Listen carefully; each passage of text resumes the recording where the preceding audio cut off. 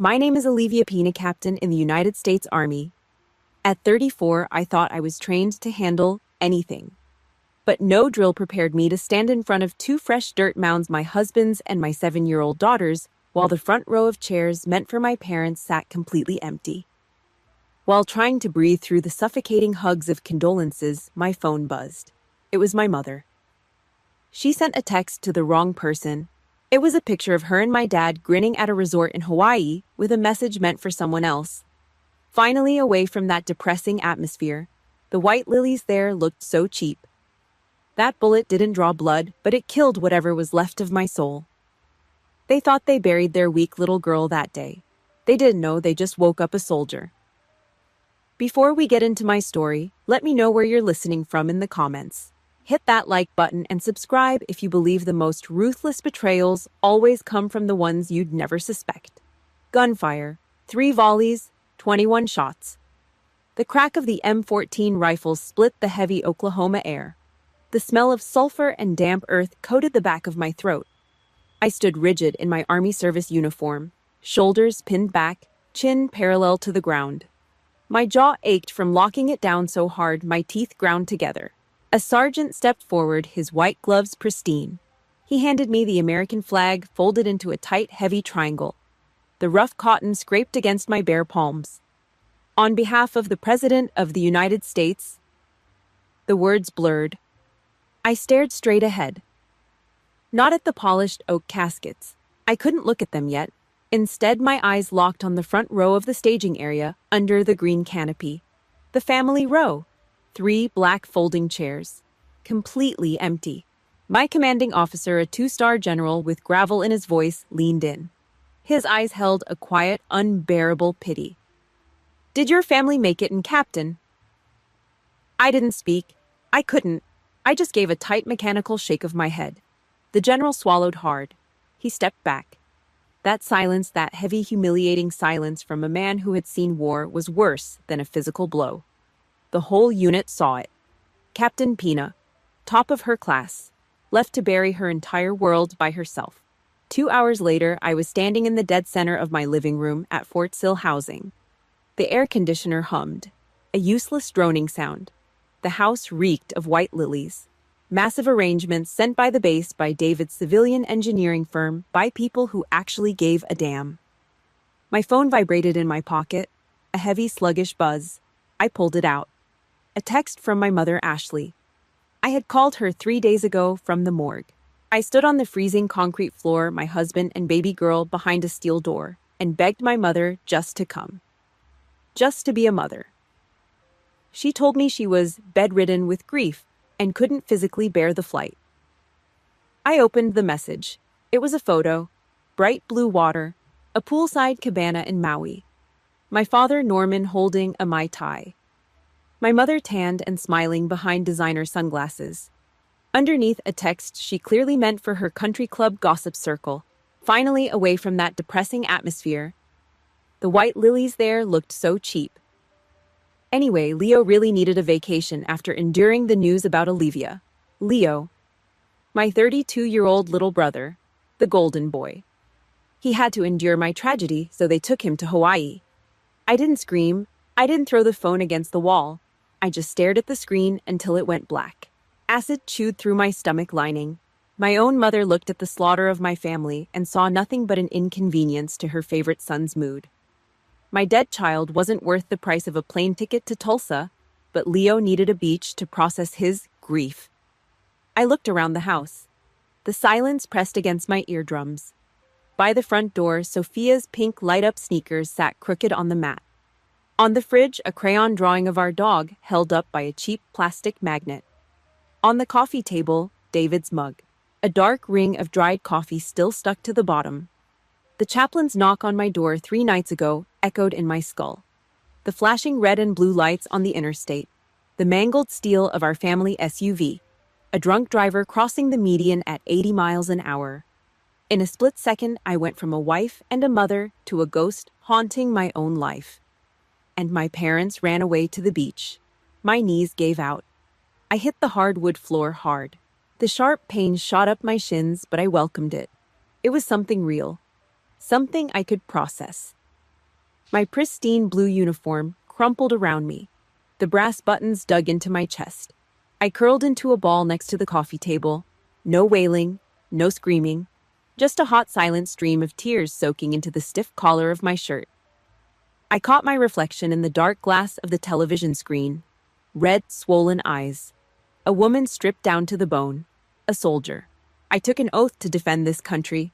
I lived by honor, duty, and loyalty. But the loyalty I freely gave to the people who shared my blood, they wiped their feet on it. They threw it in the trash like a cheap gas station receipt. Something cold snapped inside my chest. A clean, sharp break. The desperate, pathetic daughter who just wanted her mom to hold her, she died in this room. The pain of losing David and Sophia was a gaping wound. It would bleed forever. But the pain my parents inflicted, that wasn't a wound. That was a target. I slowly pushed myself up off the floor. The brass on my uniform caught the dim light from the window. If my pain meant nothing to them, then their existence now meant nothing to me. No more excuses. No more hoping they would magically change into the parents I needed.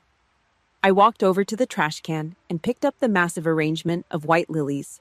I shoved them deep into the garbage. I stood back staring at the empty space in the living room. It felt exactly like the void left by those 3 black folding chairs at the cemetery. But this wasn't the first time. I knew that suffocating emptiness. I knew the exact shape of an empty chair. I had memorized it when I was 15 years old, burning up with a fever, staring at a hospital door that was never going to open. The cardboard dust coated the back of my throat. I sat cross-legged on the hardwood floor of the Fort Sill housing unit. A fortress of brown U-Haul boxes surrounded me. The house was dead quiet, save for the hum of the refrigerator. Packing up the ghosts of your own life is a mechanical process. Tape the bottom, wrap the memories in cheap bubble wrap, seal it, label it. Pretend your hands aren't shaking.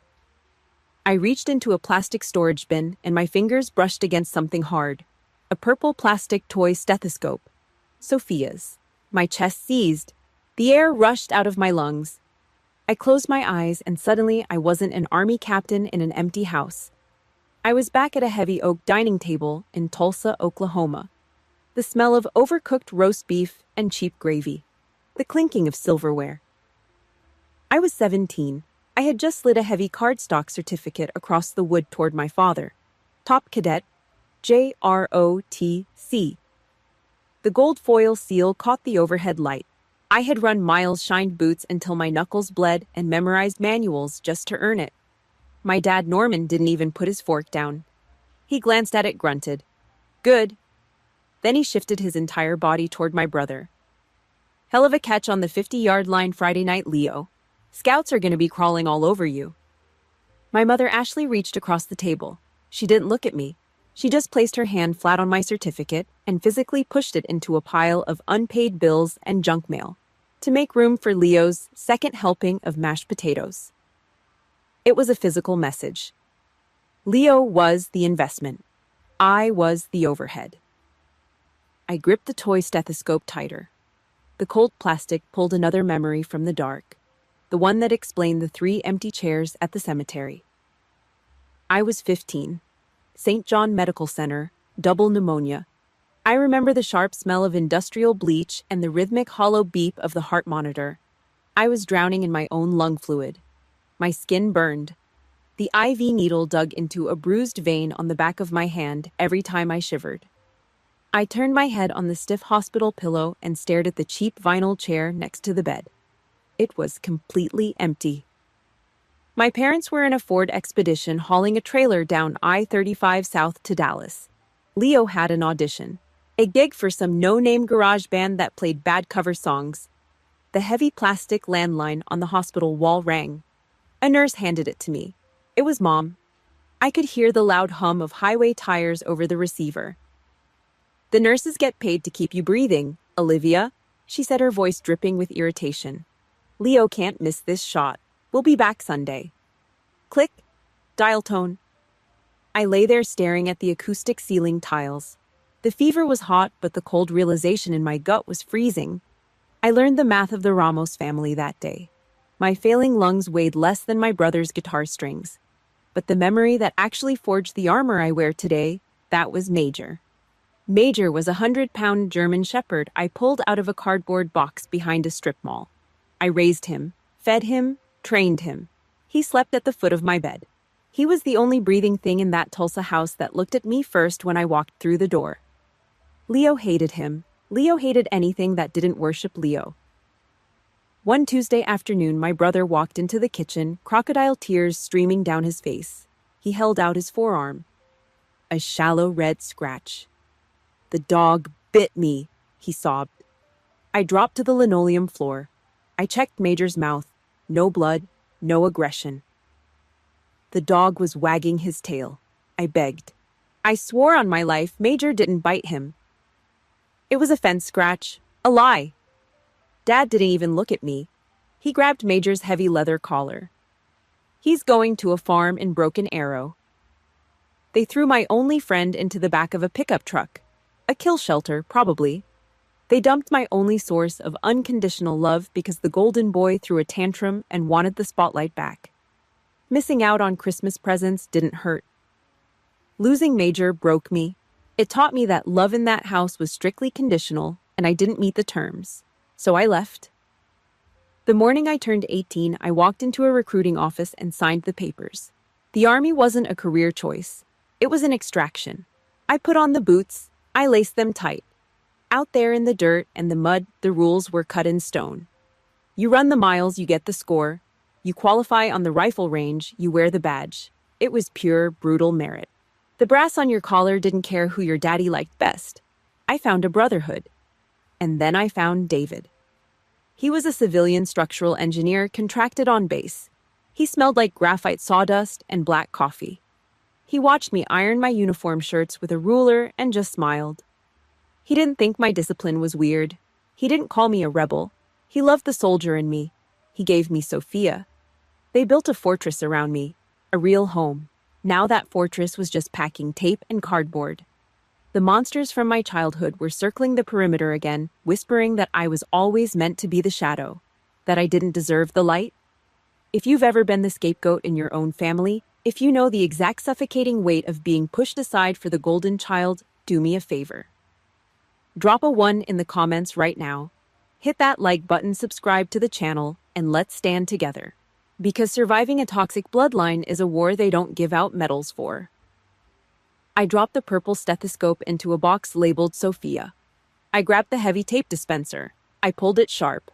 The loud, violent screech of the adhesive ripped through the dead air of the living room. I slammed the tape down over the cardboard seam, dragging my thumb hard across it to seal it shut. My past forged me. It trained me for hell. But I was done letting it dictate my wars. I stood up, wiping the dust off my jeans. It was time to clean house. Then a loud sound cut through the silence. Ding dong. 2 weeks since the funeral. The house smelled like rotting vegetation and stagnant water. The massive floral arrangements the base had sent were dying, dropping brown petals onto the hardwood. I was sitting cross-legged among the moving boxes, holding one of David's crimson Oklahoma Sooners t-shirts. It still smelled faintly of his Old Spice deodorant and sawdust. Then the doorbell rang. A sharp grating sound that made my chest tighten. I set the shirt down, smoothing out the fabric. I opened the heavy oak door. My parents and Leo stood on the porch. The heat of the Oklahoma afternoon pushed in past them, thick and oppressive. No one carried food. No one held out their arms for a hug. They didn't even look tired. They looked like they were stopping by on their way to a Sunday brunch. Ashley pushed past me without waiting for an invitation. Her heels clicked sharply against the floorboards. She stopped in the middle of the living room, wrinkling her nose at the cardboard boxes and the dying lilies. "I know things are hard right now, Olivia," she said, her voice carrying that fake syrupy tone she used when talking to the cashier at Whole Foods. "But life goes on. You can't just sit in the dark." It wasn't a condolence. It was an opening statement. Norman followed her in his hands shoved deep into his golf slacks. Leo trailed behind, holding a venti iced coffee, sucking on the green straw. They walked straight over to the navy blue sectional couch. They sat down right in the middle cushion, the exact spot where David used to read bedtime stories to Sophia. A cold spike of nausea hit the back of my throat. I stayed standing near the door. My posture shifted instantly. Shoulders back, feet shoulder width apart. Parade rest. We need to talk about the future, Norman said, not looking at me. He was examining the crown molding. Leo leaned forward, resting his elbows on his knees. He had that smug, entitled grin he always wore right before he asked for something he didn't earn. Look, Liv, I've got this opportunity. Once-in-a-lifetime kind of deal. A sports bar down in the Blue Dome district. Prime real estate. It's gonna be a gold mine on game days. I just stared at him. My brain refused to process the words. A sports bar. Ashley leaned in, lowering her voice conspiratorially. Leo needs $40,000 for the buy-in, Olivia, just to get his foot in the door. With your captain's pay, and... She hesitated, but only for a fraction of a second. And the SGLI payout from David, you have more than enough sitting around.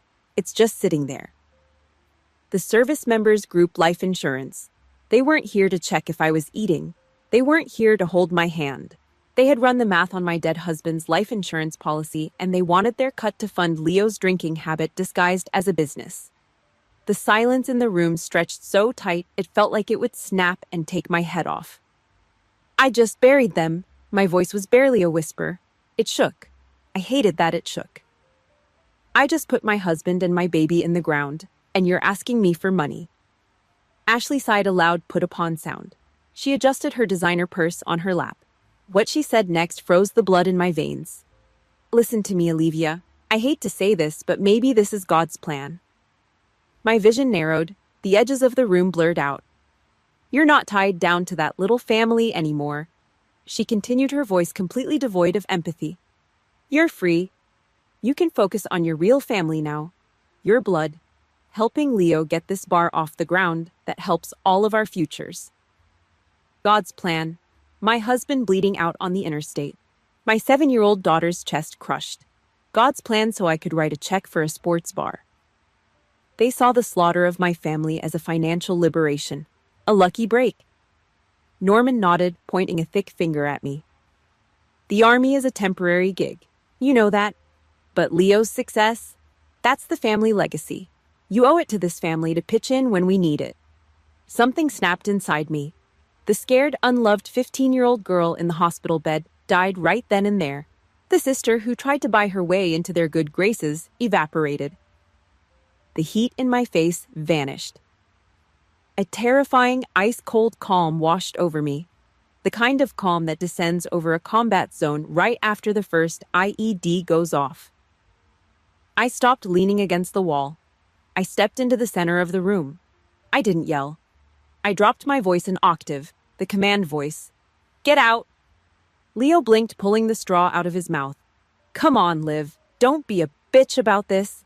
It's an investment. I said, get the hell out of my house. The words cut through the room like razor wire. Ashley flinched. Norman stood up, his face flushing dark red. The vein in his neck bulged. You listen to me, he roared, pointing that heavy finger at my face. We are your family. If you turn your back on your brother right now, you are no daughter of mine. I looked at him. I looked at the man who gave away my dog, who left me to choke on pneumonia, who didn't bother to show up to watch me bury my child. I didn't blink. I didn't break eye contact. Then, sir, I said, my voice dead flat, I became an orphan 2 weeks ago. I walked past them. I grabbed the heavy brass handle of the front door and ripped it open. The blinding Oklahoma sun poured into the dark hallway. They stared at me. For the first time in my life, I saw fear in my mother's eyes. They realized in that split second that they had pushed too far. The ATM was closed. The punching bag was gone. Norman opened his mouth to speak, but the look on my face stopped him dead. He grabbed Ashley's arm. They shuffled out the door, Leo trailing behind them, suddenly very quiet. They stepped onto the porch. I grabbed the heavy oak door and slammed it shut with everything I had left. The frame rattled. The deadbolt engaged with a loud metallic crack. I stood in the hallway staring at the locked door. My chest heaved. The silence rushed back in, heavy and suffocating. I turned around and looked at the living room. It was empty. completely empty. I walked over to the boxes and picked up David's red Oklahoma Sooners shirt. I buried my face in the fabric. I needed a lifeline. I needed someone who wouldn't look at my grief and see a dollar sign. I pulled my phone out of my pocket and scrolled to a number I hadn't dialed in 3 years. My thumb hovered over the glowing screen. I was sitting on the floor, leaning back against the front door I had just deadbolted. The adrenaline was leaving my bloodstream. What replaced it was a cold, hollow ache. I had just amputated my own family. The bloodline was dead. And the family I'd built, David and Sophia, was buried under 6 feet of Oklahoma dirt. I was an island. I closed my eyes. A single memory cut through the fog. The funeral, back in the back row, far away from the polished brass and the empty family chairs. A man in a dark, ill-fitting suit. He stood at attention the entire hour. He didn't approach the casket. He didn't offer empty platitudes. He just stood the watch. Uncle Hector, Norman's younger brother. A Marine Corps veteran who lived out on a patch of scrub brush and dirt in rural Oklahoma. The black sheep of the Ramos family because he drove a beat-up Ford and didn't care about country club memberships. I pressed call. It rang 3 times. A gruff voice picked up over the sound of a tractor engine. Hector. Uncle Hector, it's Olivia. My voice broke. I didn't want it to, but the dam cracked. I pulled my knees to my chest, and the words just spilled out. The ugly, humiliating truth. The text message from Maui. The white lilies. The blue couch, the demand for David's SGLI payout to fund a sports bar. I waited for the judgment. I expected the usual family line. They're grieving too, Olivia. You need to be understanding. Instead, the tractor engine shut off. Dead silence on the line, just the sound of heavy breathing. When Hector finally spoke, his voice was tight, vibrating with a quiet, lethal anger. You listen to me, Olivia. He said the words slow and deliberate. You did nothing wrong, not a damn thing. You are a captain in the United States Army. You served this country with honor, Norman and Ashley. They are cowards. They just shamed the Ramos name. You don't owe them a dime. You don't owe them a second of your time. The breath rattled out of my chest. My shoulders dropped. For the first time in 34 years, an adult in my bloodline looked at the dynamic, pointed at my parents, and called it exactly what it was. I'm leaving now, Hector said. Don't lock the deadbolt. He hung up. 3 hours later, the heavy rumble of a diesel engine shook the front window of the housing unit. I opened the door. Hector climbed out of a dented F250. He didn't bring flowers. He carried a stained, heavy-duty insulated cooler in one hand and a faded canvas duffel bag in the other. He walked up the steps, his work boots heavy on the concrete. He pulled me into a tight, crushing hug.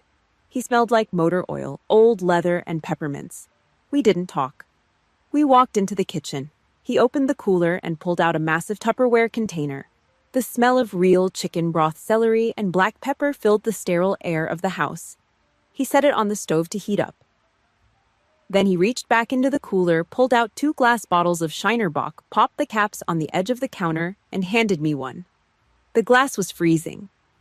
Condensation dripped onto my fingers. I took a pull.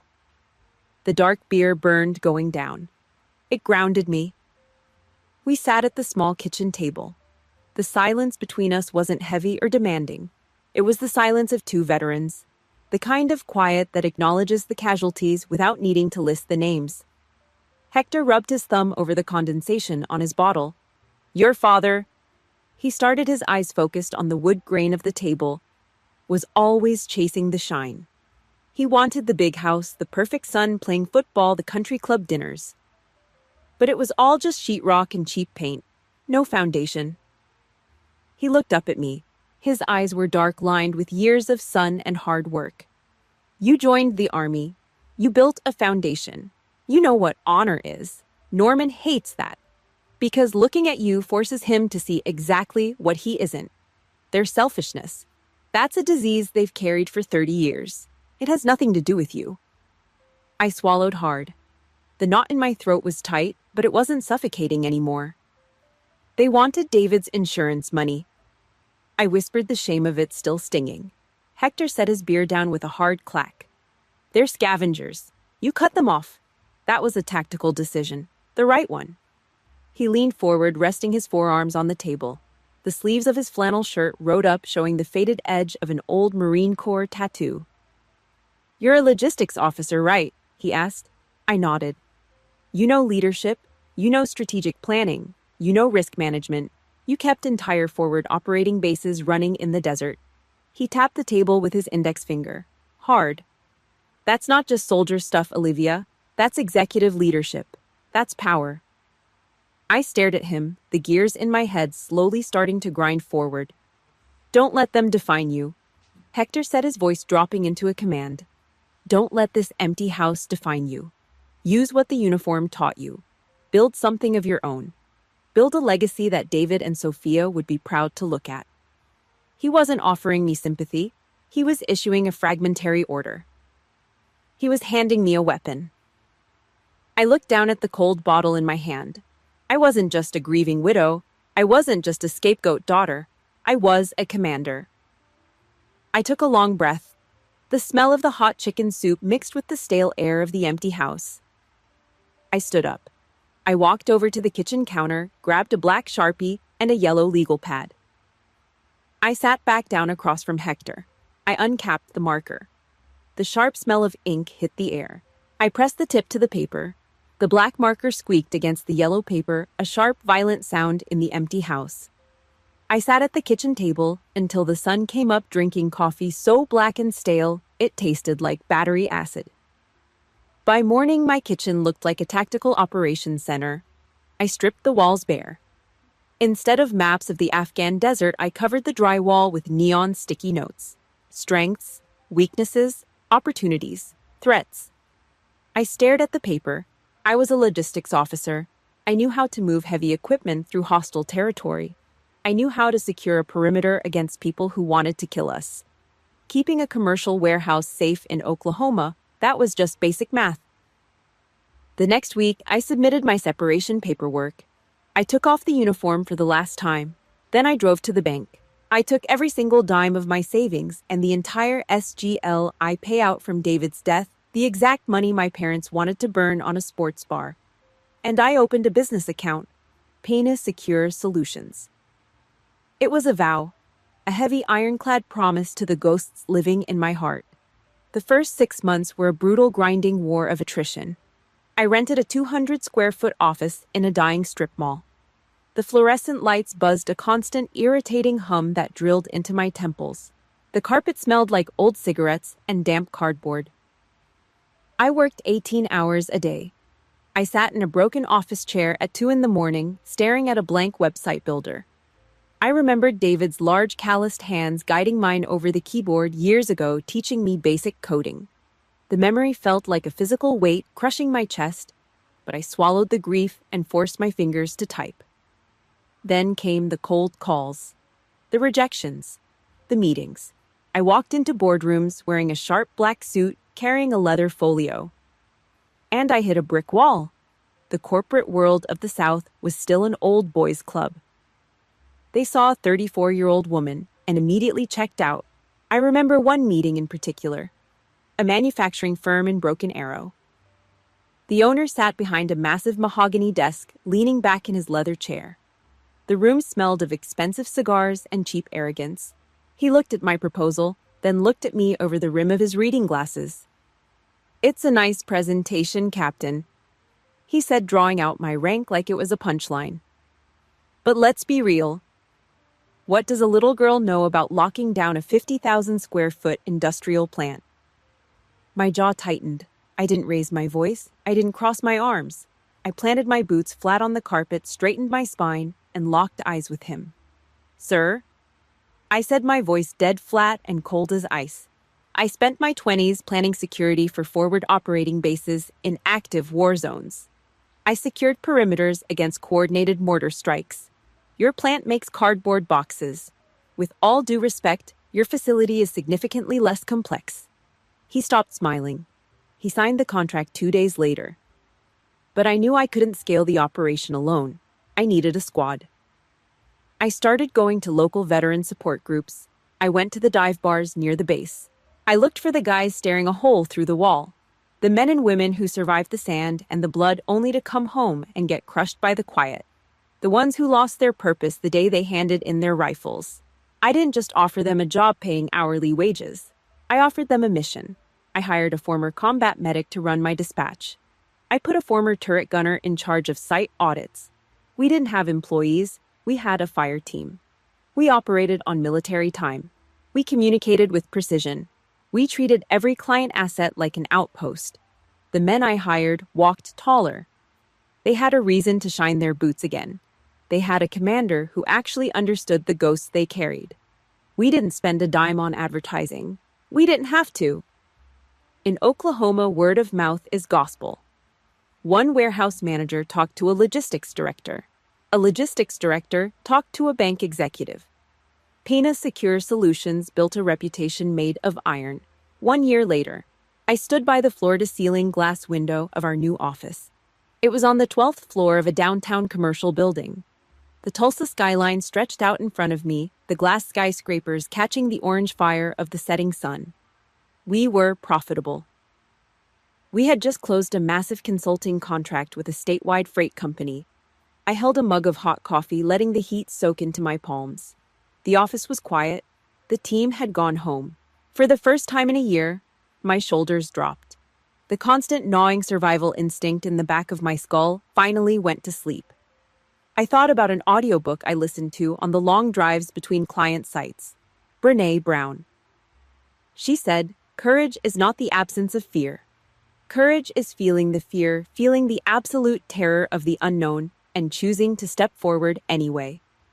I stepped forward. I took the ashes of my life and built a fortress. I wasn't the scared little girl in the hospital anymore. I wasn't the victim of a greedy family. I was the architect of my own future. I took a slow, deep breath, watching the streetlights flicker on down below. Peace. Actual hard-earned peace. Then my phone vibrated on the polished oak desk. I turned around. The screen lit up in the dim room. It wasn't a client. It was a notification from a private neighborhood Facebook group. And right below it, a text message from a number I hadn't seen in years. My Aunt Martha. "We need to talk about what you are doing to your parents." The cold crept right back into the room. The phone vibrated against the polished oak of my desk. A harsh, rattling sound that shattered the quiet of the office. It wasn't just a text anymore. The screen flashed an incoming call. Aunt Martha. I hadn't spoken to my father's older sister since the funeral. She was the loud, undisputed matriarch of the extended Ramos family. If Martha had an opinion, the rest of the bloodline fell in line. I stared at the glowing green accept button. My military instincts told me to gather intelligence before engaging. I let it ring. It went to voicemail. I already knew the tactical situation. In the year I spent building Pina Secure Solutions, my family's little empire had crumbled into dust.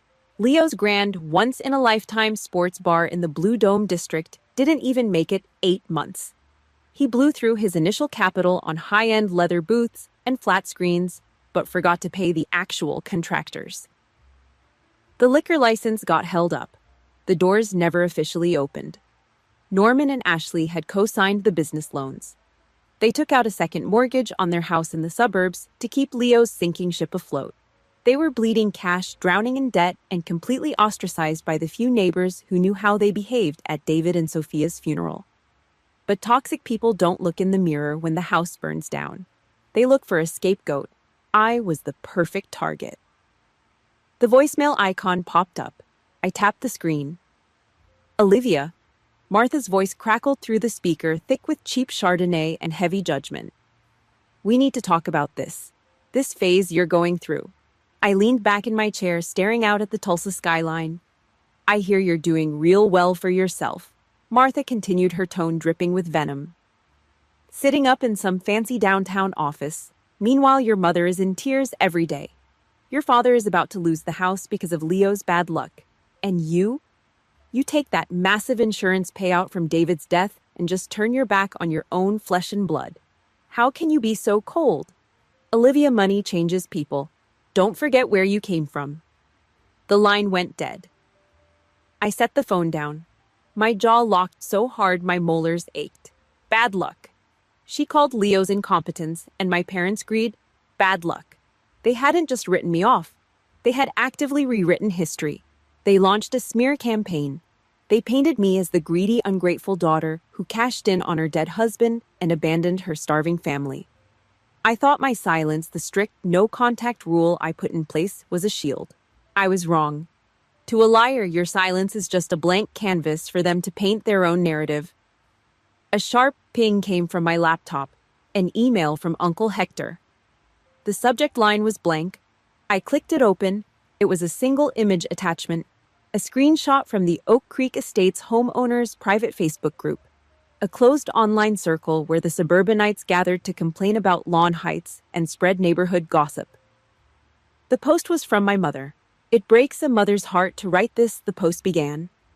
Norman and I are going through a terrible financial hardship.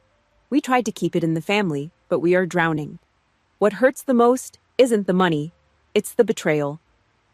I leaned closer to the monitor. The air in the room suddenly felt freezing. When we lost our son-in-law and our beautiful granddaughter, we thought it would bring us closer. Instead, our daughter Olivia took the massive life insurance money and walked away. She bought a new life. She refuses to answer our calls. She watched her brother's business fail and her parents face foreclosure, and she did nothing. We raised her to value family above all else. I just pray she remembers that before she's a captain, she's a daughter. 86 likes, 40 comments offering prayers and expressing disgust at my greed. My hands started to shake, not from sadness, from a rage so pure and hot it burned the oxygen out of my lungs. They didn't just play the victim. They didn't just lie about the money. They weaponized my rank. They took the title of captain, a title I bled for, a title I earned leading soldiers in the dirt while Leo was hungover on a Tuesday, and they used it to call me a traitor. I stared at the words, massive life insurance money. They were dragging David's memory through the mud to cover their own bounced checks. I closed the browser. I didn't cry. You don't cry when the enemy breaches the wire. You return fire. In the Army, the core ethos is drilled into your bone marrow. I will never leave a fallen comrade. For the past year, I thought I was honoring David and Sophia by walking away, by building something quiet and successful. But my honor was taking sniper fire.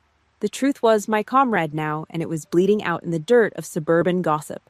If you've ever had a toxic family member run a smear campaign against you typing out lies on the internet while playing the absolute victim, drop the word truth in the comments right now.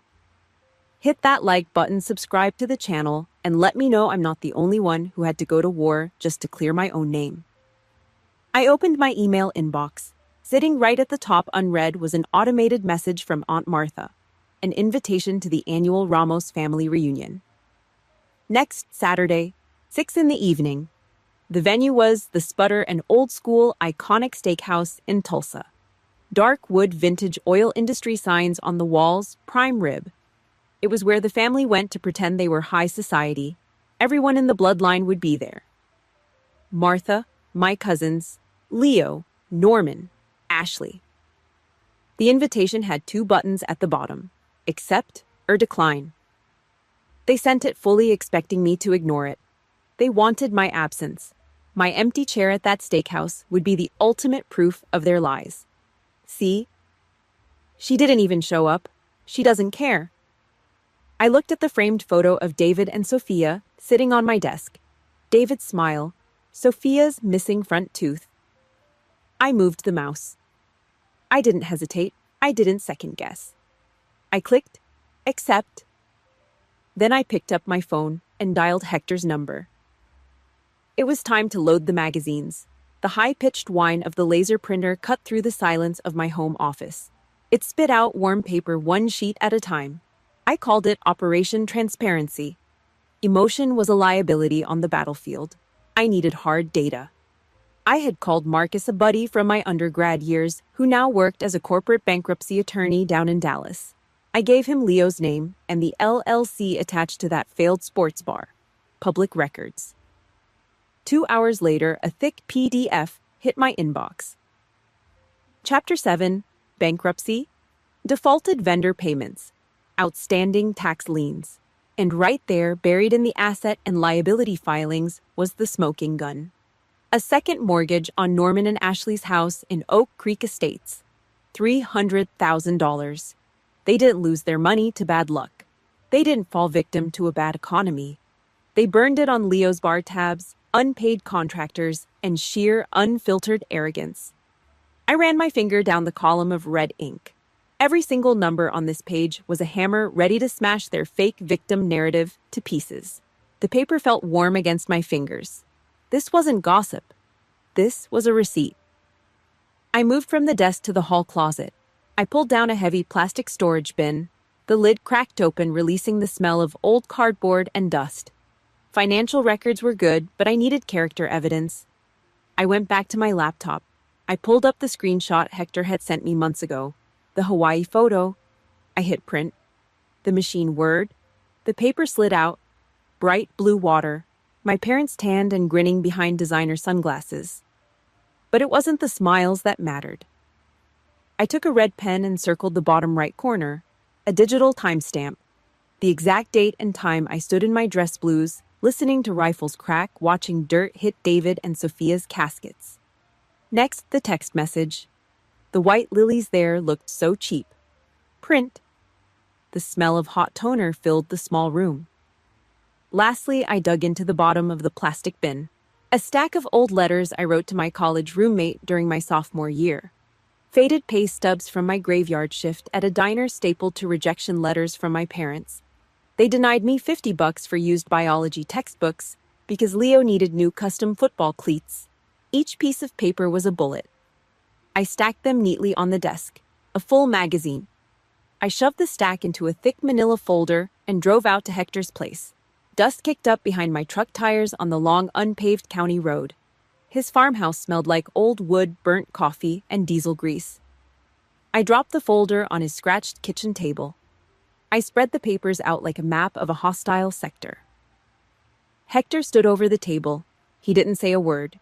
He read the bankruptcy filing. He looked at the red circle around the Hawaii timestamp.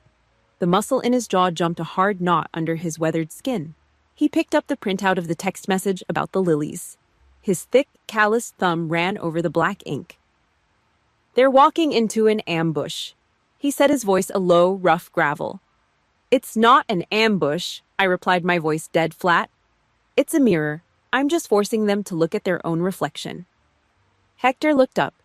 His eyes were hard, the eyes of a Marine who had seen the worst of human nature and survived it. "You aren't going in alone. I made some calls this morning. Your cousins Mark and Sarah. They always knew Norman was a fraud, but they kept quiet to keep the peace. Not anymore. They're meeting us there." He tapped the table. "You bring the paperwork. We bring the bodies. We bear witness." It wasn't just me anymore. It was a front line built out of the family's outcasts. Friday night, the night before the reunion. The house was dead quiet. I didn't feel anxiety. I didn't feel fear. Just a strange cold calm settling deep in my chest. General Patton once said to prepare for the unknown by studying how others coped with the unpredictable. You don't react to the enemy. You plan. You execute. I laid my clothes out on the mattress. No dress blues. The uniform was for the country. This was a civilian fight. I wanted them to face Olivia Pina, the executive. I plugged in the iron. The steam hissed. I pressed a white button-down shirt until the creases along the sleeves were sharp enough to draw blood. Black tailored slacks. Black leather boots polished to a dull shine. I walked into the bathroom and looked in the mirror. The woman looking back wasn't the broken widow bleeding out on the living room floor a year ago. The scar was there, right behind the eyes, a permanent mark of the fire. But the posture was different. Shoulders locked back, chin parallel to the floor. A commander. I walked back to the bedroom. I gathered the stack of papers, aligning the edges perfectly. I slid the manila folder into a hard leather briefcase. I pushed the brass latches down. They locked with a heavy metallic snap. Saturday, 5:50 p.m. The late Oklahoma heat baked the asphalt. I parked my truck across the street from the sputter. The neon sign buzzed and flickered against the early evening sky. I grabbed the handle of the briefcase. The leather was cool and firm under my palm. I crossed the street. I could smell it from the sidewalk. Heavy mesquite wood smoke roasting prime rib and stale beer. The sound of forced laughter and clinking glasses leaked out from the building. They were in there, playing the victims, soaking up the pity. I stopped at the entrance. I took one deep breath of the hot, humid air. I reached out, grabbed the heavy iron handle of the front door, and pulled it open. The heavy iron door of the sputter swung open. The blast of air conditioning was freezing thick with the smell of charbroiled steak-baked potatoes and stale draft beer. I stepped inside. Hector was right behind me, a silent, heavy presence. We walked past the crowded front bar toward the private banquet room in the back. The walls were covered in rusty drill bits and faded oil company signs. I pushed the double doors open. The room went dead quiet. 30 people, aunts, uncles, cousins. My parents and Leo sat at the head table. Ashley was dabbing the corner of her eye with a cocktail napkin. Playing the grieving mother. Playing the victim. The moment I walked in, 30 pairs of eyes locked onto me. Most were curious. Some were outright hostile. Aunt Martha stood up. She tapped a spoon against her wine glass. "Everyone," she said, her voice loud and grating. "Before we eat, I want to say a few words. Family is the only thing that matters in this life. When one of us hurts, we all hurt." She looked directly at me. It was a trap set right out in the open. And when a family is struggling, those who have been blessed with fortune need to open their hearts. We need to remember where we came from, Olivia. And we need to help. A low murmur of agreement rippled through the room. They had all read the Facebook post. They had all heard the gossip. I was the villain who cashed in on a tragedy. I didn't sit down. I didn't break eye contact with Martha. I walked straight past the empty chair they had left for me. I walked to the small wooden podium at the front of the room, right next to the pull-down projector screen. I set my leather briefcase on the podium. The brass latches clicked loud in the silent room. "Thank you, Aunt Martha," I said. My voice didn't shake. It carried the low, flat authority I used on the firing range. "You talked about family. Tonight I want to talk about something else. The truth." I plugged my laptop into the HDMI cable. John Adams said, "Facts are stubborn things. And whatever may be our wishes, our inclinations, or the dictates of our passion, they cannot alter the state of facts and evidence." I hit a button. The projector hummed to life. A blinding white rectangle hit the screen behind me. "For the past 3 months, a story has been circulating," I said, looking right at Norman and Ashley. "A story that I abandoned my parents in their time of need, that I took a massive insurance payout and turned my back on a family ruined by bad luck." I clicked the mouse. The first document appeared. It was the Chapter 7 bankruptcy filing for Leo's LLC. "This is public record," I stated. "Filed in Tulsa County. This is a list of defaults. Unpaid contractors, unpaid liquor vendors, and right here," I pointed a laser pointer at a specific line of red text, "is a $300,000 second mortgage taken out on the house in Oak Creek Estates to cover business debts that never had a chance of turning a profit. This wasn't bad luck. It was gross mismanagement." The room shifted. The murmur stopped. People were squinting at the screen. And as for my supposed fortune, I continued, my voice colder now. "I didn't take a dime of my husband's life insurance for personal use. I poured every cent of it into starting a security firm, a firm I built working 18-hour days while the people at that head table were begging me to hand over the money to fund a sports bar." Ashley stood up, her face flushed red. "Olivia, stop this. You are embarrassing us." "I haven't started," I said. I clicked the mouse again. The bankruptcy filing vanished. It was replaced by a bright, high-definition photo. The blue water of Maui, the poolside cabana, Norman holding his Mai Tai, Ashley grinning behind her sunglasses. The silence in the banquet room became absolute. It felt like all the oxygen had been sucked out through the vents. "Look at the bottom right corner," I commanded. I circled the digital timestamp with the laser pointer. "That was taken on October 14th at 2 p.m., I said. At the exact moment that photo was snapped, I was standing in front of two open graves at Fort Sill. I was watching a military honor guard fold a flag over my husband's casket. Someone in the back row gasped, a sharp, audible intake of air. I hit the spacebar, the next slide loaded. The screenshot of the text message. The letters were massive on the screen. Finally, away from that depressing atmosphere, the white lilies there looked so cheap. Anyway, Leo really needed a vacation after enduring the news about Olivia. This, I said, pointing at the screen, was sent to my phone by mistake, while I was burying my 7-year-old daughter. The room erupted, not in agreement with Martha, in sheer, unadulterated disgust. Aunts and uncles were staring at Norman and Ashley like they were staring at a car wreck. Whispers turned into loud, angry voices. Ashley gripped the edge of the table. Her knuckles were bone white. That's Photoshop. She stammered, her voice high and panicked. She's making it up. She hates us. But her face betrayed her. The absolute terror in her eyes confirmed every single word on that screen.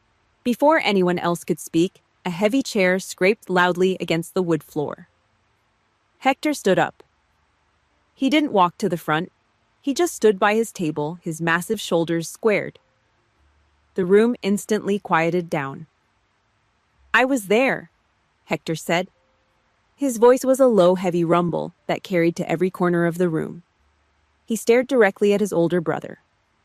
"I was at the funeral. I stood in the back. I saw the empty chairs in the front row. I watched Olivia stand there by herself." He took a slow step forward. "I saw a soldier left behind by her own blood. You aren't victims, Norman. You are liars." That was the kill shot. There was no coming back from the word of a Marine. No spin, no gaslighting. The narrative was dead shot clean through the head. Norman opened his mouth, but nothing came out. He looked at Martha. Martha looked away, her face tight with revulsion. He looked at his nieces and nephews. They were staring at him with pure contempt. The mask was gone. The ugly, selfish core of the family was out in the open for everyone to see. Norman threw his cloth napkin on the table. He grabbed Ashley by the arm, pulling her out of her chair. Leo was already standing looking at the floor, his face pale. They didn't say a word. They turned and walked quickly toward the double doors. The silence as they walked the length of the room was deafening. No one tried to stop them. No one offered a comforting pat on the shoulder. They were ghosts. The heavy doors swung shut behind them. I stood at the podium. I reached down and closed my laptop. The screen rolled up with a loud snap. I had won. The truth was out. The war was over. I picked up the leather briefcase. The brass handle felt heavy in my hand. I walked out of the banquet room, leaving the stunned murmurs behind me. I pushed through the front door of the restaurant and stepped out into the humid night air. I stood alone in the dark parking lot. I waited for the rush of victory. I waited for the joy. It never came. The ride home from the sputter was completely silent. Hector drove his heavy F250. The amber glow of the dashboard lights illuminated the deep lines on his face. He kept his eyes on the road. I sat in the passenger seat staring out at the passing streetlights. There was no cheering, no high fives. I didn't feel the adrenaline rush of a victorious commander. I just felt gutted. I had fought my entire life for a seat at their table. I chased good grades, military promotions, anything to make them look at me the way they looked at Leo. Tonight I finally forced the entire family to see me, to acknowledge the truth, and I realized it didn't matter anymore. Winning that battle meant accepting that the parents I wanted, the ones who would protect me and love me unconditionally, were a fantasy. They never existed. The truth had set me free, just like the scripture said, but the freedom was cold and lonely. 3 days later, I was sitting at my desk when my cell phone buzzed. It was an unknown Tulsa number. I hit accept. "Pina." "Liv. Liv, please don't hang up." It was Leo. The smug, entitled drawl was gone. His voice was thin, shaking. He sounded like a cornered animal. "Everything's gone, Liv. The bank is taking the house. Mom can't even get out of bed and Dad won't speak to anyone. Aunt Martha blocked their numbers." A wet, pathetic sniffle came through the speaker. "I know I messed up. I know it. But please, Your family. Just help us out this one last time. We're drowning here. I sat perfectly still. The leather chair squeaked slightly under my weight. 6 months ago, that call would have triggered a panic attack. A year ago, it would have sent me reaching for my checkbook out of a desperate need to fix things. Now, I felt nothing. Not anger, not pity, just a profound, heavy exhaustion. He wasn't sorry for what they did to me. He was sorry that the consequences had finally arrived. He wasn't asking for forgiveness. He was looking for another bailout, another ATM. "Liv, are you there?" he pleaded. I didn't say a single word. I pulled the phone away from my ear, looked at the screen, and pressed the red button. Click. I blocked the number. I set the phone face down on the oak desk. It wasn't an act of cruelty. It was an act of survival. You don't negotiate with a fire. You cut off its oxygen. That night back at my quiet house, I opened a drawer and pulled out a yellow legal pad and a pen. I sat at the kitchen table. The same table where Hector had told me to build a legacy. I started to write. I didn't write an angry manifesto. I wrote a letter to Norman, Ashley, and Leo. I wrote down the memory of Dad teaching me how to ride a bike before he lost interest. I wrote down the smell of Mom's perfume when she used to actually hug me. Then I wrote down the cold hospital room, the empty chairs at the funeral, the text message from Maui. I put all the poison down on the paper, not to punish them, to get it out of my own blood. At the bottom of the last page, my handwriting was steady. I forgive you, not because your actions excuse what you did to my family, but because I refuse to carry the weight of your sickness anymore. I wish you peace, but my path will no longer intersect with yours. I folded the yellow pages into thirds. I walked over to the hallway closet, pulled down a cardboard memory box, and dropped the letter inside. I put the lid back on. I would never mail it. The post office doesn't deliver to ghosts. The next morning broke clear and bright, a classic blistering Oklahoma summer day. I drove through the heavy wrought iron gates of the Fort Sill National Cemetery. The tires crunched slowly over the white gravel. I parked the truck and walked across the manicured green grass. The air smelled of cut lawn and hot stone. I didn't bring white lilies. I brought 2 massive bright bouquets of yellow sunflowers. I stopped in front of the twin granite headstones. The sun beat down on my shoulders, warm and heavy. I knelt in the grass. I laid one bouquet in front of David's marker and the other in front of Sophia's smaller stone. I traced the engraved lettering with my index finger. The stone was rough and hot to the touch. I didn't cry. The tears had dried up months ago. A strange, quiet calm settled over me. "I did it, David," I whispered. The wind rustled the dry leaves of a nearby oak tree. I told our story. I kept the perimeter secure. I shifted my hand over to Sophia's headstone. I brushed a blade of grass off the granite. "You and Dad," I said, my voice barely carrying over the wind. "You're the only family I need. You always were." I stood up. I looked out over the endless rows of white marble markers. The pain of losing them was still there.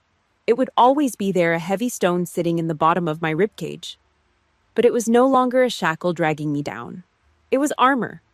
They tried to bury me with their lies, but they forgot I knew how to dig trenches. I turned away from the graves and walked back toward the truck. The keys jingled in my hand. I opened the heavy steel door. 2 years. The grind changed shape. It wasn't the bone-deep 18-hour survival panic anymore. The old office smelling of cheap carpet glue and desperation was gone. The new suite smelled of lemon polish, cold glass, and fresh coffee. I stood in the glass-walled conference room of Pina Secure Solutions. Below the downtown Tulsa traffic crawled along the sun-baked asphalt. We owned the whole 12th floor. I stepped back from the whiteboard. Marcus, a former Army Ranger with a prosthetic leg and a mind like a steel trap, took the dry erase marker from my hand. He was my VP of operations now. I finally learned how to delegate. I stopped trying to carry every heavy sandbag myself. We hired 30 more veterans this year alone. Men and women who knew how to secure a perimeter and read a room before a threat ever materialized. They came home and lost their purpose. I just gave them a new mission. We dominated the commercial security sector in the Midwest.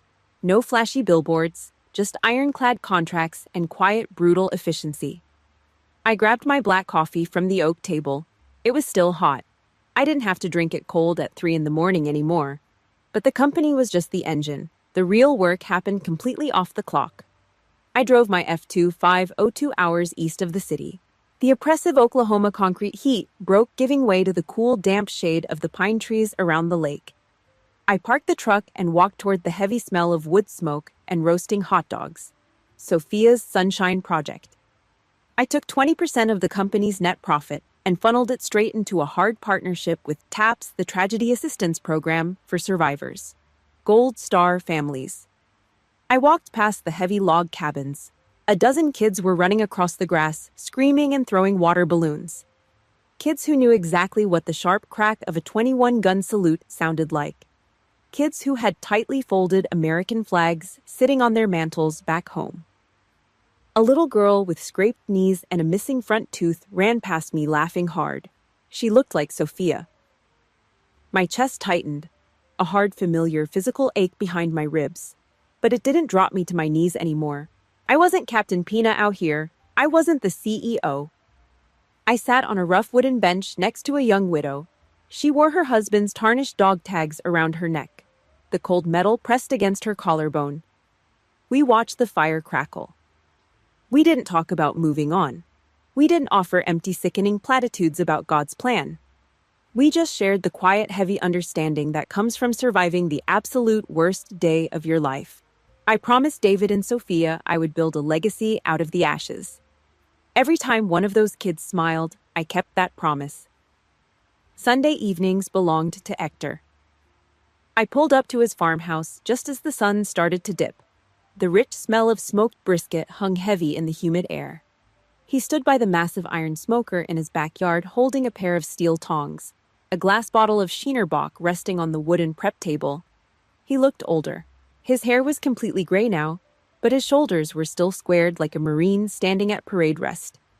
He handed me a cold beer. We clinked the glass bottles together. A sharp clack. "Martha called today," Hector said, flipping a massive cut of meat. The fat sizzled violently against the hot iron grate. I took a long drink. "Yeah, what did she want?" "Asked if we were coming to the Labor Day cookout. Made sure to ask about you specifically." I nodded. After the fallout at the Sputter, the family fractured. Norman, Ashley, and Leo vanished into their own mess of debt foreclosure and denial. I haven't heard their voices in 24 months. I never will again. But the rest of the bloodline, the cousins, the aunts, the uncles who finally saw the ugly truth, they respected the boundary. They called, they showed up. They treated me like a human being, not a walking ATM. Hector didn't talk about Norman. Norman was a ghost, a cautionary tale about a weak man who loved a fake image more than his own daughter. Hector was the father I always wanted, the man who showed up in the dark and handed me a flashlight. I drove back to the city. The sun dipped below the flat horizon, the famous Oklahoma golden hour. It washed the empty streets in a deep, burning orange. I walked into my empty office. The servers hummed faintly down the hall. I dropped my keys on the desk. They hit the dark wood with a heavy thud. I didn't look out the window. I looked at the wall behind my desk. No corporate framed art. Just a massive corkboard covered in photographs. A picture of Marcus and the guys at a training site. A picture of Hector holding up a massive largemouth bass at the lake. A picture of the Gold Star kids covered in mud and laughing at the summer camp. And right in the dead center, pinned firmly to the board, a picture of David and Sophia. David wearing that crimson Oklahoma Sooners shirt. Sophia sitting on his shoulders, holding her plastic purple stethoscope. I walked over. I reached out and ran my index finger across the smooth, glossy paper, the faces of the people I loved more than breathing. I didn't break down. I smiled. A genuine, quiet smile in the empty room. The grief didn't shrink.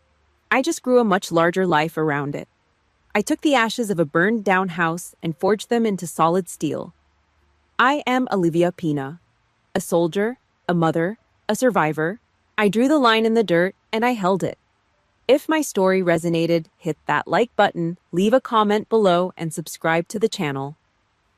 Thank you so much for listening to my journey. I will see you next time.